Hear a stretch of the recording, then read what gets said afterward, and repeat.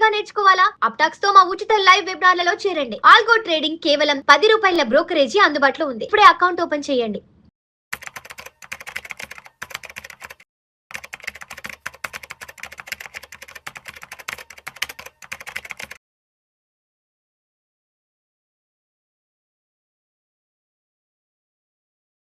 Welcome to Vishnu talks. నేను మీ విష్ణు. ప్రస్తుతం నాతో పాటు సర్టిఫైడ్ ఫైనాన్షియల్ ప్లానర్ తుమ్మా బాలరాజ్ గారు ఉన్నారు. వారితో మాట్లాడదాం. సార్, తుమ్మా బాలరాజ్ గారు నమస్తే సార్. నమస్తే అండి. Welcome to Vishnu talks. Thank you so much. Sir, ఈ మధ్య ఒక పెద్ద ట్రెండ్ ఒకటి బాగా ముందుకెళ్తుంది.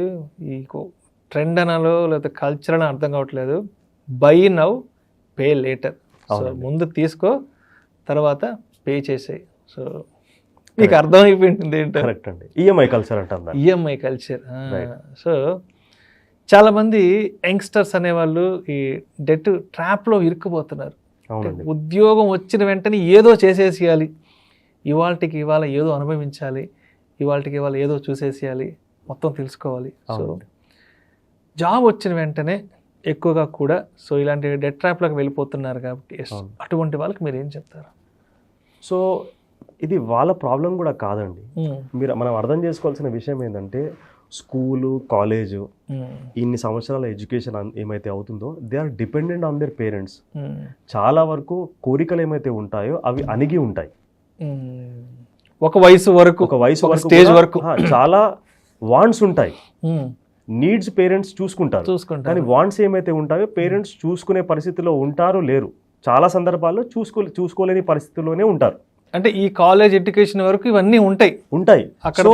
నేను మంచి షూస్ వేసుకోవాలి, మంచి బట్టలు వేసుకోవాలి, మంచి మంచి ప్లేసెస్కి వెళ్ళాలి, మంచి మంచి కార్లు తిరగాలి, ఇవన్నీ కూడా కోరికలు, వాంట్స్ అంటాం. సో ఇవన్నీ సప్రెస్డ్ వాంట్స్ ఉంటాయి.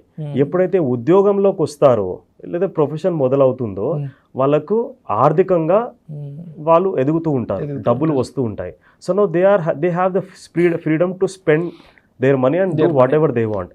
అందు గురించే స్పెషల్లీ యంగ్స్టర్స్ ఏమైతే ఉంటారో ఆ సప్రెస్డ్ వాంట్స్ ఏమైతే ఉంటాయో they want to fulfil that. So అందుకోసమే కెరియర్ మొదలైపోయిన తర్వాత వెంటనే and easy availability of money ఉంది మనకు. క్రెడిట్ కార్డ్స్ కావచ్చు, banks are there to give loans. చాలా వరకు లోన్ యాప్స్ వచ్చాయి. ఇవన్నీ కూడా తీసుకొని మన అవసరాలు తీసుకుంటూ ఉంటున్నారు. సో ఇది చేయడం వల్ల they are going to get into debt trap. So ఒకవైపు లోన్ తీసుకొని ఈఎంఐ కట్టడానికి they are willing to do it, but investment చేయమంటే డబ్బులు లేవని చెప్పేసి అంటారు. సో డబ్బులు ఉన్నాయా లేదా మనం చూద్దాం. కొన్ని ఇనీషియల్ కెరియర్ డెసిషన్స్ ఏమైతే ఉంటాయో, స్పెండింగ్ హ్యాబిట్స్ ఏమైతే ఉంటాయో that will define how well they are going to be financially. ఉదాహరణకి ఉద్యోగం వచ్చింది, ప్రొఫెషన్ మొదలు పెట్టారు, 25-26 సంవత్సరాలు ఉంది, ఒక 50,000-60,000 సంపాదిస్తున్నారు, రైట్? వెంటనే ఇంటికి ఒకటి వస్తుందండి. ఏంటది? ఇంటికి వచ్చేది కార్ వస్తుంది కదా. కార్ కాదండి, కార్.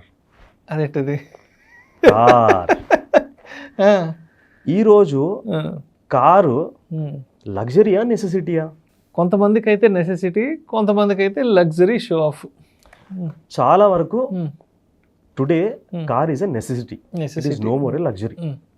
సో మనం ఒక పాయింట్ ఏ నుంచి పాయింట్ బికి వెళ్ళాలంటే ఖచ్చితంగా కార్ అనేది మనకు ఉండాలి. సరే, కారు ముఖ్యమా, కొత్త కారు ముఖ్యమా? కొంతమంది కొత్త కారు అంటారు, కొంతమంది ఏ కార్ అయితే ఉందని అంటారు. నన్ను అడిగితే చాలా మంది కొత్త కార్ అనే అంటారు.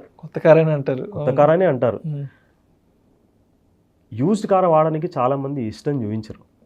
ఎందుకంటే యూజ్డ్ కార్ వాడితే మన పరువు ఏమవుతుంది, మన ప్రతిష్ట ఏమవుతుంది, మన స్టేటస్ ఏమవుతుంది, మన కలీగ్స్ ఏమనుకుంటారు, మన ఫ్రెండ్స్ ఏమనుకుంటారు, అత్తగారు ఏమనుకుంటారు, రిలేటివ్స్ ఏమనుకుంటారు, ఇవన్నీ కూడా చాలా రకాల ఇబ్బందులు వెంటాడుతూ ఉంటాయి.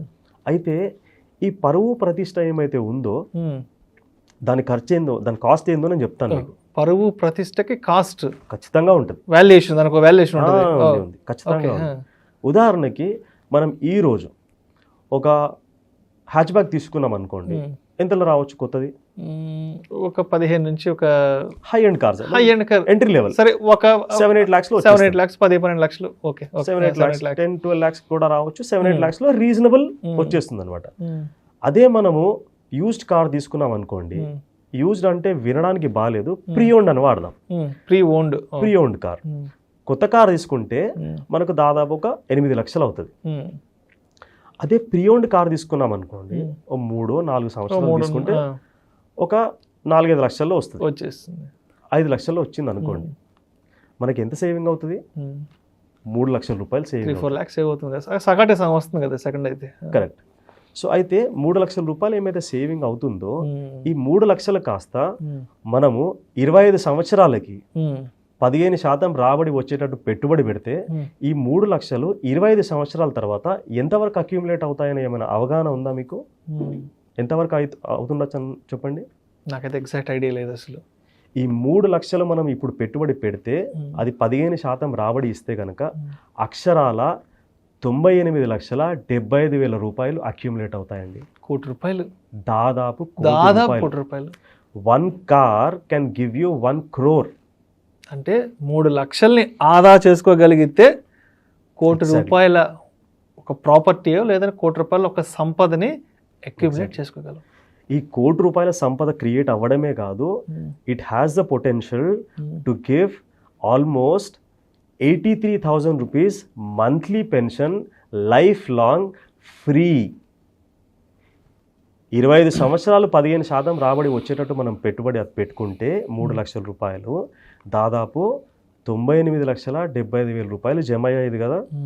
అది గనక 25 years తర్వాత మనం రిస్క్ అంతా తీసుకోకుండా తక్కువ రిస్క్తోని ఆ అక్యూములేట్ అయిన అమౌంట్ని 10% రిటర్న్ వచ్చేటట్టు కనుక మనం ఇన్వెస్ట్మెంట్ చేసుకుంటే దాదాపు సంవత్సరానికి 9,87,500 రూపాయలు మనకు యాన్యువల్ ఇన్కమ్ వస్తుంది. అంటే దాదాపు మంత్లీ 83,000 రూపాయలు monthly pension life long free.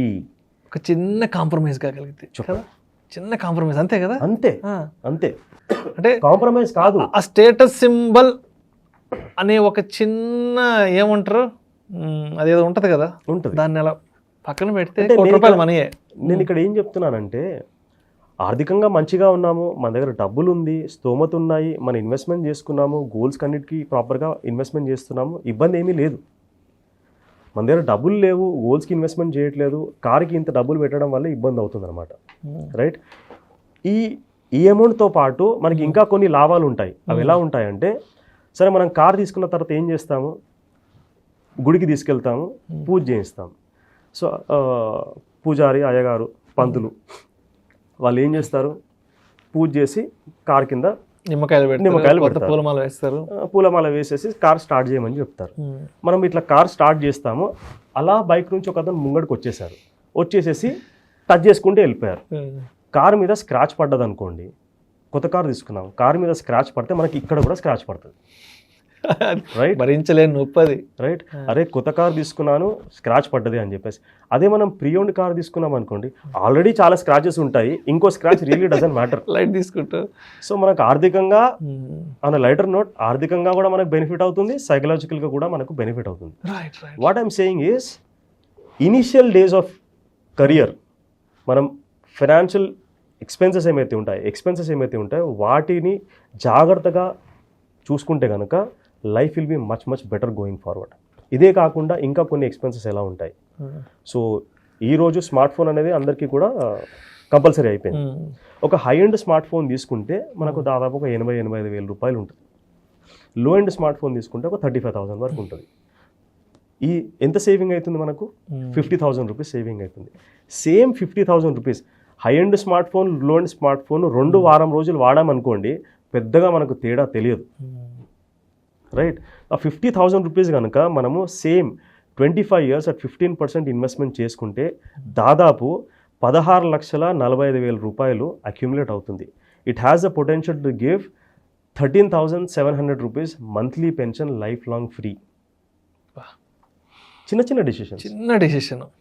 అది వద్దులే ఇది తీసుకుందాం అనుకుంటే చాలు, అది ఏముందిలే ఇది తీసుకుందాం అనుకుంటే మనం ఫైనాన్షియల్గా బాగా ఉన్నాం, ఏది కావాలంటే అది తీసుకోవచ్చు, సంపద సృష్టి జరుగుతుంది. అంతే కదా. ఇంకా ముఖ్యంగా ఏంటంటే మనం రెగ్యులర్ వర్క్ చేసుకుంటూ ఉంటాము, మెయిల్స్ చెక్ చేసుకుంటూ ఉంటాము. ఆ మెయిల్లో ఒక మెయిల్ వస్తుందన్నమాట, ఈమెయిల్ వస్తుంది. ఏంటంటే మీరు లైఫ్లో చాలా కష్టపడుతున్నారండి, అస్సలు బ్రేక్ తీసుకోవట్లేదు, మీరు బ్రేక్ తీసుకోండి, మీరు ఇంటర్నేషనల్ వెకేషన్కి వెళ్ళండి, ₹1 కూడా మీ జోబులోంచి పెట్టాల్సిన అవసరం లేదు, మేము మీకు సులభ వాయిదా పద్ధతిలో మిమ్మల్ని పంపిస్తాము అని చెప్పేసి అక్కడ రాసి ఉంటుంది. అప్పటి వరకు నిజంగా మనము బ్రేక్ అవసరమో లేదో ఆ మెయిల్ చదివిన తర్వాత మనకు అనిపిస్తుంది అనమాట, నేను చాలా కష్టపడుతున్నాను, నాకు నిజంగా బ్రేక్ కావాలి, నా ఫ్యామిలీకి బ్రేక్ కావాలి, అది కూడా ఇంటర్నేషనల్ బ్రేక్ కావాలని అనిపిస్తుంది. కాల్ చేస్తాము, మనకు ఆ ఫార్మాలిటీస్ చూసుకుంటాము, ఇంటర్నేషనల్ వెకేషన్కి వెళ్ళేసి వస్తాం. ఒక ₹4 లక్షల ఖర్చు అవుతుంది, రైట్? కానీ అక్కడికి వెళ్ళి వచ్చిన తర్వాత ప్రతి నెల గుర్తుకొస్తుంది మనం వెకేషన్కి వెళ్ళామని చెప్పేసి. ఎందుకు? ఈఎంఐ కట్టాలి కాబట్టి, రైట్? సో ఒక్క కాంప్రమైజ్, ఇంటర్నేషనల్ వెకేషన్ కాకుండా లోకల్ వెకేషన్, నేషనల్ వెకేషన్ ₹1,00,000 అయిపోతుంది. ₹1,00,000 అయిపోతుంది. అక్కడ 3 లక్షలు ఖర్చు అయ్యేది, ఇక్కడ ₹1,00,000 ఖర్చు అవుతుంది. ఇంటర్నేషనల్ వెకేషన్ 3 lakhs అనుకోండి, లోకల్ వెకేషన్ 1 lakh అనుకోండి, ₹2 లక్షల మనకు మిగులుతాయి. 2 lakhs కనుక మనం ఇన్వెస్ట్మెంట్ చేసుకుంటే that has the potential to create 66 lakhs in 25 years at 15%. అది కాస్త దాదాపు ₹55,000 నెలకి పెన్షన్ క్రియేట్ చేస్తుంది. These are very small decisions which we take in the initial days of career that has the potential to create great amount of wealth going forward. So ఈ చిన్న విషయాలు మనం దృష్టిలో పెట్టుకోవాలి. సో ఈఎంఐ కల్చర్లోకి వెళ్ళకుండా ఏదైతే అవసరమో అప్రిషియేటింగ్ అసెట్స్కి మనం లోన్ తీసుకోవచ్చు, ప్రాబ్లం లేదు. డిప్రిషియేటింగ్ అసెట్స్కి లోన్ తీసుకోకూడదు. సో సాధ్యమైనంత వరకు మనం ఇది అవాయిడ్ చేయగలిగితే life will be very easy and happy. Thank you sir, thank you so much. లైఫ్లో ఎక్కడెక్కడ నెగ్గాలో కాదు, ఎక్కడెక్కడ తగ్గాలో తెలుసుకుంటే దానివల్ల నెక్స్ట్ జనరేషన్స్కి ఒక మంచి సంపదను క్రియేట్ చేసి ఇవ్వచ్చు అనేదానికి చాలా మంచి విషయాలు చెప్పారు సార్. ఒక్క ఫైనల్ పాయింట్ అండి, ఇక్కడ కార్ విషయంలో చాలా మంది నాకు రిపేర్స్ వస్తాయి, సెకండ్ హ్యాండ్ కార్ కొంటే ఇబ్బంది అవుతుంది అని చెప్పేసి ఫ్రీక్వెంట్ రిపేర్స్ వస్తాయి అని అంటే, కాకపోతే తీసుకునేటప్పుడు జాగ్రత్తగా తీసుకోవాలి. నేను పర్సనల్ గా అడ్వైస్ ఫాలో అయ్యాను. మంచి కండిషన్ లో ఉన్న చూసి ఒక మంచి మెకానిక్ ని తీసుకెళ్లి అతన్ని తీసుకోవాలి సూపర్విజన్ లో. ఉదాహరణకి నేను షెవ్రలే ఆప్ట్రా మ్యాగ్నమ్ 2013లో కొన్నాను.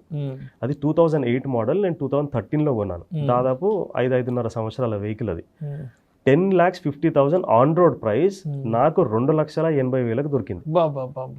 Huge discount. నేను 10 లక్షలు 15 లక్షల కార్ కొనే స్తోమత ఉండే, కానీ ఎందుకు ఇనిషియల్ గా 7 లక్షలు మిగిలిపోయింది కదా. That went into investment.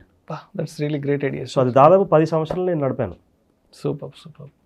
So that's how it is అండి.